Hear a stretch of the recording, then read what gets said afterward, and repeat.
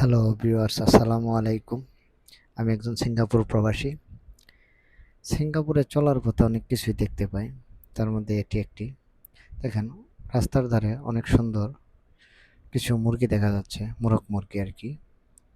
এটাকে কি নামে চিনি বলে আমি সেটা জানি না। তবে দেখতে খুবই সুন্দর।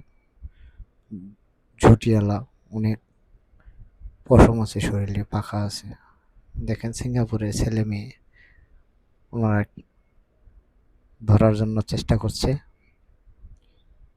তো এটা সিঙ্গাপুরে যদিও এগুলো ধরা আইনত দণ্ডনীয় অপরাধ, ধরে না কেউ। যদিও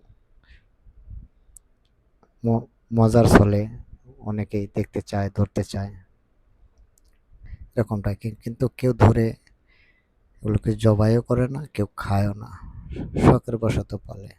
এটা হয়তো অনেকে পালে, আবার অনেক জায়গায় জঙ্গলে একা একাই হয়, জঙ্গলের ভিতরেই থাকে, কিন্তু কেউ কখনো ধরেও না, জবাও করে না, খায়ও না। ধন্যবাদ সবাইকে।